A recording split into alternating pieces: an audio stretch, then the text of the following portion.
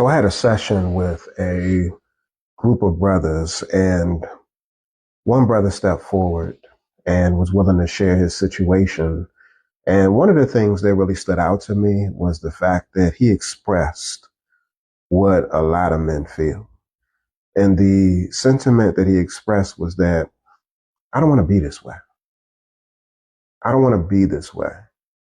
Number one, I want to say that it's something that's unique about creating and curating a space for men to come together to be able to express their thoughts and feelings, to be able to be transparent, to really be able to embrace vulnerability. But the whole idea of I don't want to be this way, it really stood out to me because as he expressed that thought, the reality of the matter is that I too have felt that way, as it pertains to the way I show up in my relationships. I don't want to be this way. I don't want to be this way. And the way that I'm speaking about is being like an ornery old man, like an ornery old man. This is serious, y'all, and one of the things that I lifted up was that when it comes to us being men, we've developed a certain cool pose, a certain callousness in terms of the way that we go about life, a certain shielded and protected way in which we engage the world that has led us to a place to where we don't necessarily show emotion to the degree in which we need to. We don't show the fluctuation, the range, the joy, the happiness, the excitement, the enthusiasm. Most of the time what we're doing is we walking around mean mugging. I don't want to be this way. Most of the time we walking around looking and waiting, anticipating for somebody inside of our household to mess up. But I really don't want to be this way.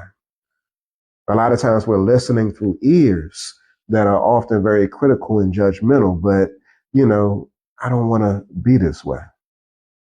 And so when I think about myself and I think about the other men that I work with, one thing that I did say and one thing that I have to constantly remind myself of is that the wall that I've built for self-protection, for self-preservation,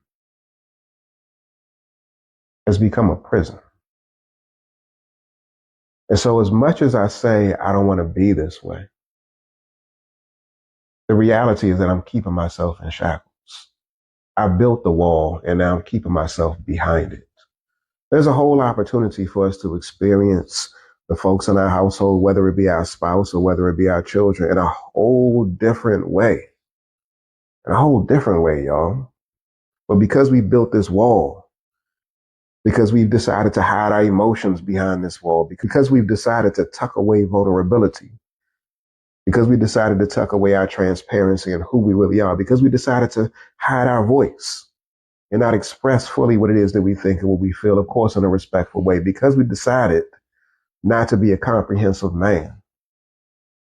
We built a prison and we've chosen to stay in shackles.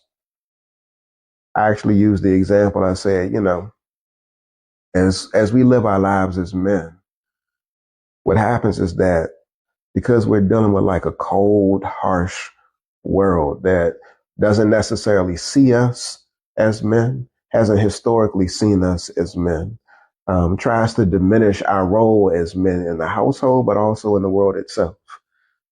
We develop a sense of coldness, callousness, and we put layers of concrete over top of our hearts. But that concrete is covering fertile ground. There's soil beneath it. And there's an opportunity for growth, but we got to break through. We got to chisel. We got to crack and break that concrete in order for new life and new experiences to begin. And so in your household, black man, what I want to say to you is this. You ain't got to be bound. You ain't got to be behind bars. You ain't got to be in shackles. Your family wants to experience you. They want to see you. What we got to do is break free from these self-imposed prisons. I don't want to be like this anymore. Break free, black man. Break free.